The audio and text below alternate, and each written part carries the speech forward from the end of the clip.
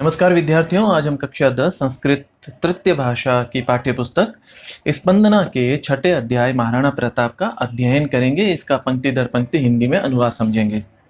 महाराणा प्रताप को भारतीय स्वतंत्रता के इतिहास में अद्वितीय योद्धा के नाम से जाना जाता है। अपने 25 वर्षों के शासनकाल में इन्होंने मुगलों के साथ अनेक बार युद्ध किया।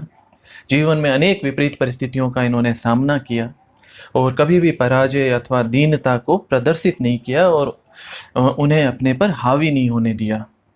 तो आज हम इस अध्याय में महाराणा प्रताप के जीवन परिचय के बारे में जानेंगे और प्रताप के जीवन से ये अपेक्षा है कि छात्र प्रेरणा प्राप्त करेंगे और छात्रों को उनके जीवन से बहुत कुछ सीखने को मिलेगा। तो आइए हम इस अध्याय को समझते हैं। उत्सर्ग परंपरायाः उद्भव भूमिं प्रतापस्य पुण्य भूमिं मेवाड़ राज्यम को न जानाति। उत्सर्ग परंपराया उद्भव भूमि का मतलब त्याग की परंपरा का उत्पत्ति स्थल। उत्सर्ग परंपराया का मतलब होता है त्याग की परंपरा का। उद्भव भूमि का मतलब होता है उत्पत्ति स्थल, जन्म स्थल, यानी ऐसा स्थल जहाँ पर त्याग की परंपरा ने जन्म लिया।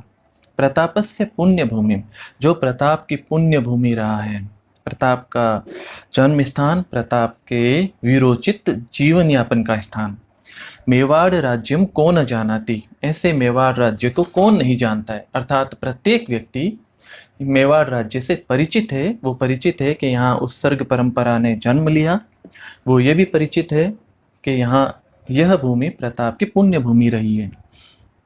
इदम राज्यम शूराणाम शौर्येण यूनाम आत्माहुत्या सतीनांच जोहर परंपराया विश्वस्मिन् जगति महतिम प्रसिद्धिम अलभत। इदम राज्यम शूराणाम शौर्येण, इस राज्य के वीरों की वीरता से, यानी इस राज्य ने, इदम राज्यम शूराणाम शौर्येण, इस राज्य ने वीरों की वीरता से, शूराणाम शौर्येण का मतलब होता है शूर वीरों की वीरता। यूनाम आत्माहुत्या यानी युवकों के बलिदान से, आत्माहुत्या का मतलब स्वयं की आहुति से, यानी बलिदानों से। सतीनांच जोहर परंपराया, और सतियों के जोहर परंपरा से। विश्वस्मिन् जगति महतिम प्रसिद्धिम अलभत, संपूर्ण विश्व में महान प्रसिद्धि को प्राप्त किया, बहुत अत्यधिक प्रसिद्धि को प्राप्त किया। महतिम का मतलब होता है बहुत या महान। मेवाड़ राज्यस्य सिसोदिया वंशे बप्पा रावल, राणा हमीर, राणा सांगा प्रभृति वीराणाम सुदीर्घ परंपरा विद्यते।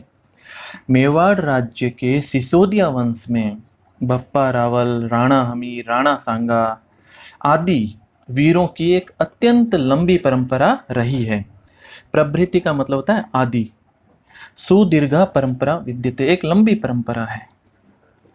अस्यामेव परंपरायां महाराणा प्रताप सिंहस्य जन्म विक्रमस्य 1597 तमे वर्षे 1540 ईस्वीयाब्दे ज्येष्ठ शुक्ल तृतीयाम अभवत।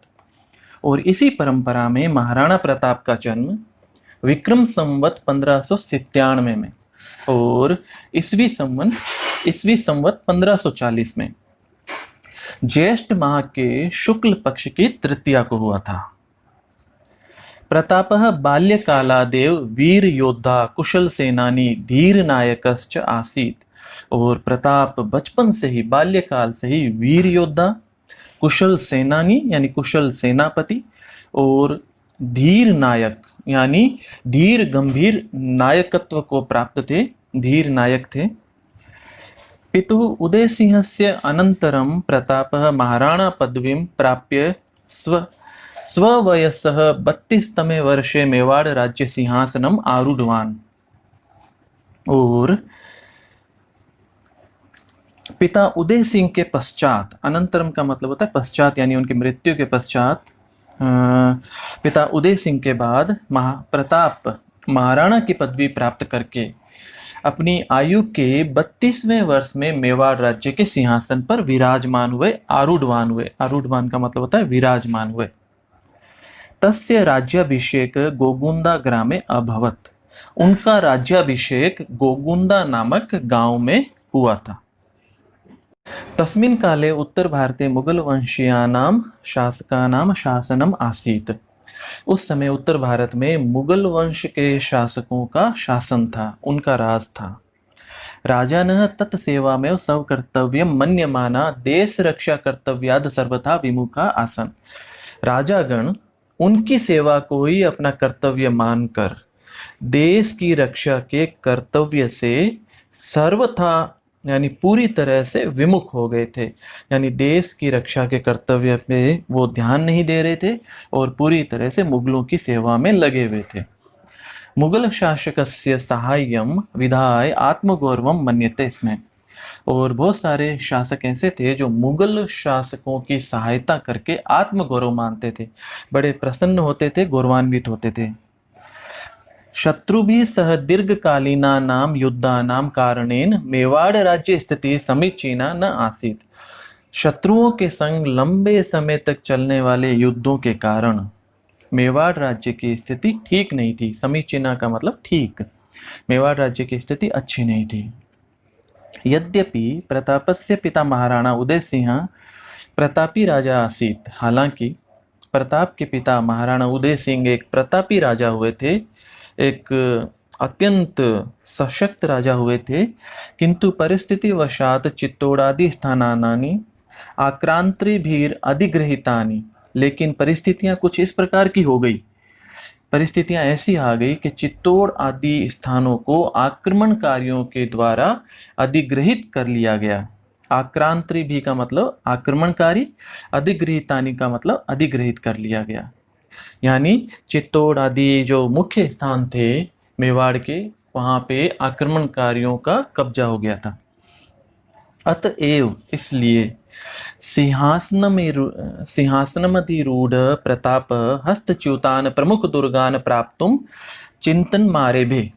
इसलिए जैसे ही सिंहासन पर आरूढ़ हुए प्रताप, यानी जैसे ही प्रताप जो है वो सिंहासन पर विराजमान हुए और राणा बने, तो अपने नियंत्रण से अलग हुए प्रमुख दुर्गों को प्राप्त करने की चिंतन, उनके प्राप्त करने का चिंतन प्रारंभ कर दिया। इसको इस तरह से समझे। इसलिए सिंहासन पर आरूढ़ होते ही प्रताप ने अपने हाथ से जो निकल गए दुर्ग थे, हस्तच्युतान प्रमुख दुर्गान, यानी प्रमुख दुर्ग जो उनके हाथ से, उनके नियंत्रण से निकल गए थे, प्राप्तुम चिंतनम आरेभे, यानी उनको प्राप्त करने का चिंतन प्रारंभ कर दिया, योजना बनानी शुरू कर दी कि किस प्रकार से इन प्रमुख दुर्गों को पुनः प्राप्त किया जा सके। प्रथमं सः स्वस्वामी भक्त सामंतानां स्थानीय भील जनानां च सभाम आकारितवान। और सबसे पहले उन्होंने क्या किया? सबसे पहले उन्होंने अपने स्वामी भक्त सामंतों और स्थानीय भीलों की सभा बुलाई। सभाम आकारितवान यानी एक सभा बुलाई सबसे पहले। तत्रैव सह प्रतिज्ञां कृतवान, और वहीं पर उन्होंने प्रतिज्ञा की। एक प्रसिद्ध प्रतिज्ञा है और प्राय सभी लोग जो राजस्थान में रहते हैं इस प्रतिज्ञा से परिचित हैं। वहीं पर उन्होंने उस समय यह प्रतिज्ञा की। यावत् अहम हस्तच्युतान स्वराज्य भागान पुनः न प्राप्स्यामि तावत् सुवर्ण पात्रेषु भोजनम न करिष्यामि, राजप्रासादे वासम न करिष्यामि, मृदुतल्पे च शयनम न करिष्यामि। ये उन्होंने प्रसिद्ध प्रतिज्ञा की कि यावत अहम हस्तच्युतान स्वराज्य भागान पुनः न प्राप्स्यामि, कि जब तक मैं अपने नियंत्रण से अलग हुए अपने राज्य के भागों को पुनः प्राप्त नहीं करूँगा, न प्राप्स्यामि यानी नहीं प्राप्त करूँगा, तावत यानी तब तक, सुवर्ण पात्रेषु भोजनम न करिष्यामि यानी सोने के पात्रों में भोजन नहीं करूँगा, सोने के बर्तनों में भोजन नहीं करूँगा, राजप्रासादे वासम न करिष्यामि राजमहल में निवास नहीं करूँगा, मृदुतल्पे च शयनम न करिष्यामि और कोमल बिस्तर पर शयन नहीं करूँगा, कोमल बिस्तर पर नहीं सोऊंगा। तो ये प्रसिद्ध प्रतिज्ञा उन्होंने उस समय की। प्रतापस्य राज्यकाले अकबर इति नामकः मुगल शासकः आसीत्। प्रताप के राज्यकाल में अकबर नाम के एक मुगल शासक थे। अकबरस्य सेनया सह प्रतापस्य अनेकवारं युद्धम अभवत्, और अकबर की सेना के साथ प्रताप का अनेक बार युद्ध हुआ। मुख्य युद्धम हल्दी घाटी स्थाने अभवत, और इसमें जो सबसे प्रमुख युद्ध हुआ वो हल्दी घाटी नामक स्थान पर हुआ, हल्दी घाटी स्थाने अभवत। अतएव एतत् हल्दी घाटी युद्धम इति नामना प्रसिद्धमस्ति, इसीलिए यह हल्दी घाटी के युद्ध के नाम से प्रसिद्ध है। अस्मिन् युद्धे प्रतापः चेतक इति नामकम अश्वम आरुह्य बहुशौर्यम प्रदर्शितवान, और इस युद्ध में प्रताप ने चेतक नामक घोड़े पर सवार होकर अत्यधिक पराक्रम को दिखाया। अत्यधिक उन्होंने जो एक महान सेनापति जो शौर्य दिखाता है उस शौर्य का उन्होंने प्रदर्शन किया। प्रतापस्य सेना पर्वतीय युद्धेषु कुशला आसीत, प्रताप की सेना जो थी वो पर्वतीय युद्ध में अत्यधिक कुशल थी। अतएव मुगल सेनायाः अतिक्षतिः जाता, इसलिए मुगल सेना की अत्यधिक हानि हुई, अत्यधिक उनका नुकसान हुआ। मुगल सेना स्थानीय जनानाम विरोध कारणेन परावर्तिता, और मुगल सेना स्थानीय लोगों के विरोध के कारण वहां से परावर्तित होकर चली गई, यानी वहां से वापस लौटकर चली गई।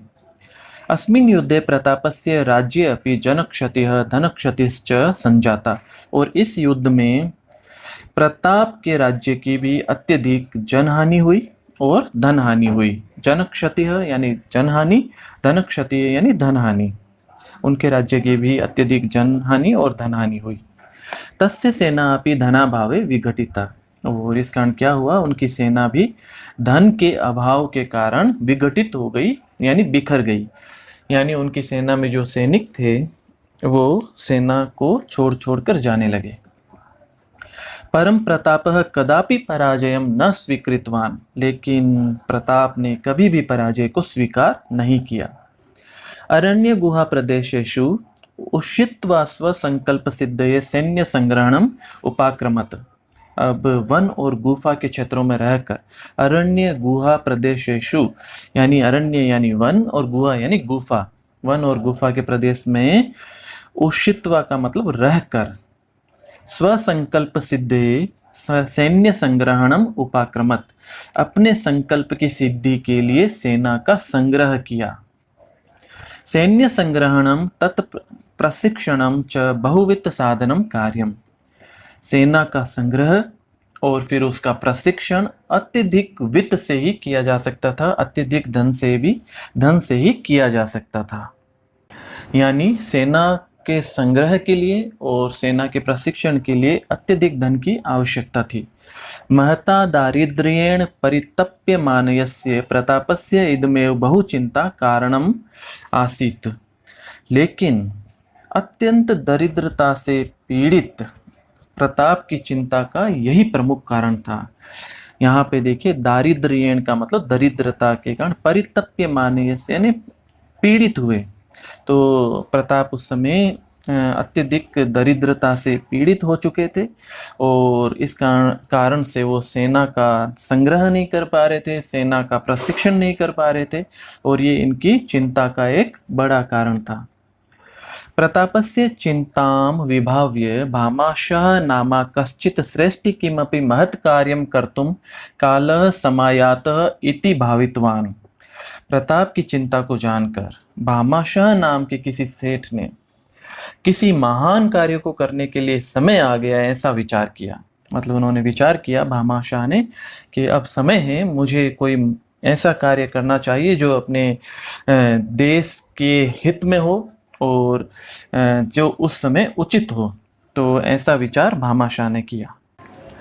स प्रतापम निकषा गत्वा उवाच, वह प्रताप के निकट जाकर बोले, प्रभु अहम भवद्वंशस्य सेवकः, वो बोले कि हे प्रभु, मैं आपके वंश का ही सेवक हूँ, मैं आपके वंश का ही नौकर हूँ। मम हस्ते प्रभुतम धनम विद्यते, मेरे पास बहुत अधिक धन है, मेरे पास अत्यधिक धन है। तेन भवान 25 सहस्त्र सैनिकान 12 वर्ष पर्यंतम पालयितुम प्रभविष्यति, और ये जो मेरा धन है उससे आप 25,000 सैनिकों का, 25 सहस्त्र सैनिकान यानी 25,000 सैनिकों का 12 वर्षों तक, 12 वर्ष पर्यंतम, 12 वर्षों तक पालन करने में समर्थ होगे। यानी मेरे पास इतना अधिक धन है कि आप 25,000 सैनिक रख सकते हैं और 12 वर्षों तक उन्हें उनका पालन पोषण कर सकते हैं, उनका प्रशिक्षण कर सकते हैं, उनके लिए शस्त्र अस्त्रों का प्रबंध कर सकते हैं। तदा प्रताप उवाच, इस पर प्रताप ने कहा, अहम नेतद्धनम स्वीकर्तुम शक्नोमि, एतद् धनम भवता अर्जितमस्ति। उन्होंने कहा, अहम नेतद्धनम स्वीकर्तुम शक्नोमि, मैं यह धन स्वीकार नहीं कर सकता हूँ। एतद् धनम भवता अर्जितमस्ति, यह धन तो आपके द्वारा अर्जित किया हुआ है, यानी यह धन आपका है, मैं इसको कैसे स्वीकार करूं, मैं इस धन को स्वीकार नहीं कर सकता। तदा भामाशाह प्रावोचत, इस पर भामाशाह ने कहा, भामाशाह ने क्या कहा, नेतद् धनम परकीयम, यह धन दूसरे का नहीं है। नेतद् धनम परकीयम, ये किसी मतलब यह धन पराया नहीं है। देश रक्षार्थम मया अर्जितमिदं धनम यदि सहायकम भवेत तर्हि मम जीवनम सार्थकम भविष्यति। वो कहते हैं कि देश की रक्षा के लिए मेरे द्वारा अर्जित यह धन यदि सहायक होगा तो मेरा जीवन सार्थक हो जाएगा। मम जीवनम सार्थकम भविष्यति, मेरा जीवन सार्थक हो जाएगा। इति भामाशाहस्य वचनम श्रुत्वा प्रतापस्य मनः असीम सांत्वनाम आप्तवान्। और भामाशाह के इन वचनों को सुनकर प्रताप के मन में असीम सांत्वना प्राप्त हुई, उन्हें अत्यधिक आनंद प्राप्त हुआ। उनके मन में ये सांत्वना हुई कि अब जो है वो सेना संचालन के लिए पर्याप्त धन की व्यवस्था हो गई है, और ये व्यवस्था हुई भामाशाह के कारण। तेन पुनः सैन्य शक्ति संग्रह कार्यम आरब्धम महासैन्यम स रचयामास। और उन्होंने फिर से सैन्य शक्ति का संग्रह कार्य प्रारंभ कर दिया, सेना का प्रबंध करना प्रारंभ कर दिया। और महासैन्यम स रचयामास, और इससे उन्होंने एक महासेना की रचना की, एक विशाल सेना की रचना की। तया सेनया च मुगल शासनम प्रति स्वातंत्र्य युद्धम प्रारब्ध, और उस सेना के द्वारा मुगल शासक के विरुद्ध स्वतंत्रता का युद्ध प्रारंभ कर दिया। यानी उस सेना ने मुगल शासन से मुक्ति का युद्ध प्रारंभ कर दिया। स्वराज्य हस्तच्युतान अनेक भागान पुनः हस्तगतवान कृतवान, स्वराज्य हस्तच्युतान अनेक भागान पुनः हस्तगतान कृतवान, अपने राज्य के अपने हाथ से निकले हुए अनेक भागों को पुनः अपने नियंत्रण में कर लिया, यानी पुनः उन राज्यों को आक्रांतकारियों से प्राप्त कर लिया। तेषु मोही गोगुंदा उदयपुरम इत्यादय मुख्य आसन, और उनमें, तेषु का मतलब उनमें, मोही गोगुंदा उदयपुर आदि मुख्य थे। स्वराज्य शांतिम स्थाप्य चावंड नामकम स्थानम स्वराजधानीम अकरोत, और अपने राज्य में शांति की स्थापना करके स्वराज्य शांतिम स्थाप्य चावंड नामकम स्थानम स्वराजधानीम अकरोत, चावंड नामक स्थान को अपनी राजधानी बनाया। चावंड नाम का स्थान महाराणा प्रताप की नई राजधानी बना। तस्मिन् काले चावंड स्थानम स्थापत्य कलाया ललित कलाया वाणिज्यस्य विद्यायाश्च प्रमुख केंद्रम आसीत्, और उस समय चावंड नामक यह स्थान स्थापत्य कला का, यानी भवन निर्माण कला का, स्थापत्य कला का मतलब भवन निर्माण कला का, ललित कला का, व्यापार का और विद्या का प्रमुख केंद्र था। वाणिज्य से का मतलब व्यापार का, इनका ये प्रमुख केंद्र बना।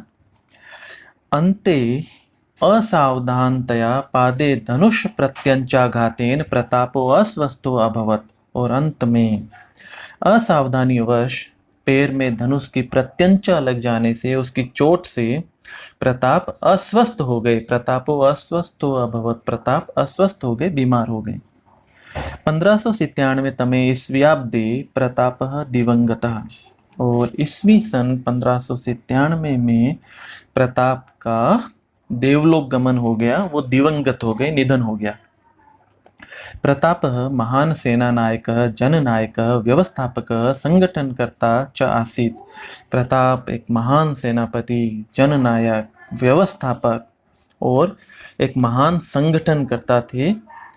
भारतवासिनः अधुनापि तस्य स्वातंत्र्यप्रेमिणः शौर्यगाथां गायन्ति, और भारतवासी आज भी उनकी स्वतंत्रता प्रिय शौर्य गाथाओं को गाते हैं। स्वतंत्र प्रेमिणः शौर्य गाथां गायन्ति, यानी स्वतंत्रता की उन प्रिय शौर्य गाथाओं को, वीर गाथाओं को आज भी भारतवासी गाते हैं, वो आज भी वो प्रताप को याद करते हैं। तो बहुत बहुत धन्यवाद।